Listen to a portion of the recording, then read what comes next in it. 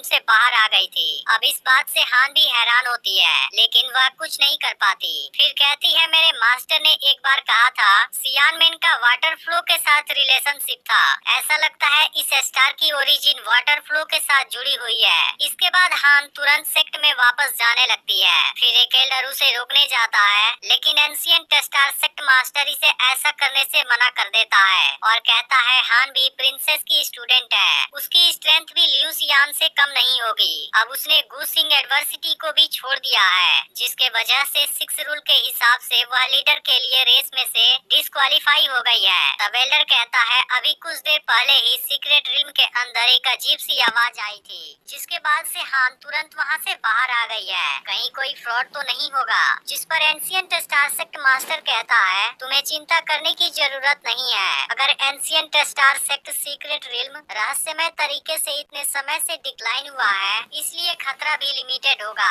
और हान अपीयर होते समय बुरी तरह जख्मी हुई थी, इसलिए उसने जरूर ही कोई रूल तोड़ा होगा, जिसकी वजह से उसको जबरदस्ती बाहर निकाल दिया गया। इस पर एल्डर कहता है sect master Sao star valley sect के हिस्ट्री में पहले जीनियस है। नेचर खुद बैड लक को गुड लक में चेंज कर सकता है। अब उनके पास जरूर ही बहुत से एडवेंचर होंगे, इसलिए ancient star sect secret realm से बाहर आने के बाद वह जरूर ही लीडर बनेंगे और स्टार वैली सेक्ट के गौरव को बढ़ा देंगे। दूसरी तरफ लुक्यू बताती है जब खाली आसमान माइंड को कंट्रोल कर रहा हो तुम तुरंत कंट्रोल से बाहर आ जाना, जिसके बाद का काम और भी आसान हो जाएगा। फिर बताती है कि बैम्बू फॉरेस्ट में एक साफ स्प्रिंग है जो तुम्हें इस कंट्रोल से बाहर आने में हेल्प करेगा और उसी समय यह 9 ब्लड नीडल को भी नरिश कर सकता है। फिर सिंग्यून लियू सियान से कहता है मैं सीनियर से कुछ समय के लिए बात करना चाहता हूँ, इसलिए तुम वहाँ चली जाओ। जिसके बाद लियू सियान ऐसा ही करती है। फिर सिंग्यून लुक्यू से कहता है क्या आप मुझे सेलेस्टियल हिस्ट्री के बारे में सब कुछ बता सकती हैं? तब लुक्यू बताती है कि स्टार और इमोर्टल स्टोन हेवन और अर्थ के नस्ल है, जिसका एग्जिस्टेंस ग्राउंड सोल्जर से भी परे है। उस समय मैंने स्टार्स और इमोर्टल स्टोन पर भरोसा किया,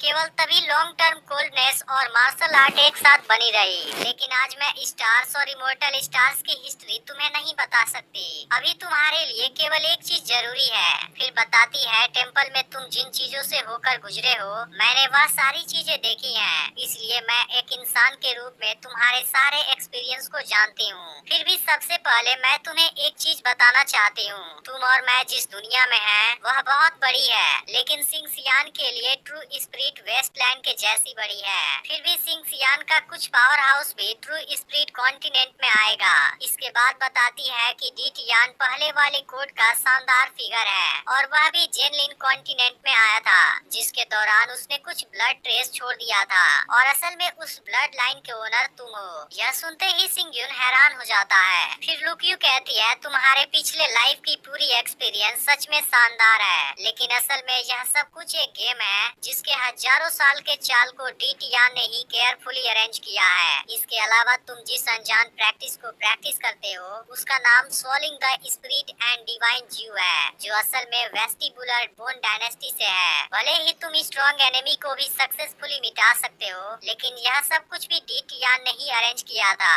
यहाँ तक कि सिंगसियान जिसने तुमको मारा था यह भी एक लैंडफिल है। फिर सिंग्यून गुस्से में कहता है इस लैंड ने हजारों साल बिता लिया है, मैं इस गेम को अब और सहन नहीं कर सकता। इसके बाद लुक्यू कहती है तुमने अपनी पिछली लाइफ में ग्राउंड पाथ के केवल सीमा को टच किया था, जिसकी वजह से सारी पोटेंशियल और टैलेंट कमजोर हो गई थी। इसलिए वह तुम्हें पुनर्जन्म में ट्रांसपोर्ट करना चाहता है ताकि वह तुम्हें एक नई लाइफ दे सके, फिर वह एनवायरमेंट में एंटर कर सके और उसका लुटेरा बन सके। फिर आगे कहती है डीटियान का प्रैक्टिस बहुत मिस्टीरियस है जो लगातार पुनर्जन्म ले सकता है और अब यह उसकी 9वीं पुनर्जन्म है, जिसके सक्सेस के बाद तुम एम्परर को ट्रिब्यूट देने के लिए एंटर कर सकते हो। लेकिन पुनर्जन्म जरूर ही एम्परर को ऑफेंड कर देगी। अब केवल तुम ही हो जिसके पास सेम ब्लड लाइन है जो लुटेरा बनने और डिजास्टर इन पेंशन का सामना करने में हेल्प करेगा। फिर वह पूरी दुनिया को धोखा दे सकता है और सरवाइव करता रहेगा।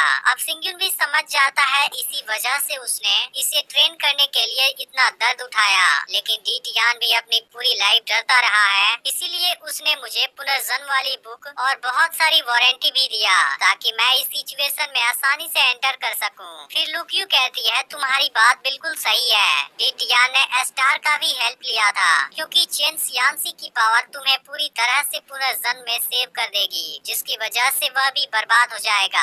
अब सिंगयुन कहता है इस दुनिया में डी टियान मुझे नहीं मिला, जिसका मतलब है वह कहीं रेस्ट कर रहा है। इस पर लुक्यू कहती है तुम्हारी बात बिल्कुल सही है, लेकिन मैं भी नहीं जानती वह कहाँ पर छुपा हुआ है। फिर भी मुझे पूरा यकीन है अब उसकी पावर बहुत खतरनाक हो गई होगी, जिसकी तुम कल्पना भी नहीं कर सकते। अब सिंगयुन कहता है इतने खतरनाक दुश्मन का सामना करने से कोई भी डर जाएगा, लेकिन फिर भी इस तरीके से सीनियर से मिल पाना यह सब गॉड की ही इच्छा है। तभी लियू सियान भी यहाँ पर वापस आ जाती है और वह काफी खुश लग रही होती है। फिर लुक्यू इसके अंदर से हार्ट कंट्रोलिंग स्टोन निकालती है और कहती है कि बॉडी का लॉन्ग लास्टिंग कोल्ड दब गया है, जब आसमान खाली होगा उस पर से पूरा प्रभाव खत्म हो जाएगा। लेकिन यह सिचुएशन तुम्हारे लिटिल कैट के लिए भी बहुत यूजफुल है। यह सुनते ही सिंगयुन थोड़ा सा हैरान होता है और अपने लिटिल कैट को बाहर निकाल देता है। लेकिन अब लियू सियान इस लिटिल कैट को जैसे ही देखती है वह कुछ सोचने लगती है और हैरान दिखाई देती है, जिसके बाद यह एपिसोड यहीं पर एंड हो जाता है। अब इसका अगर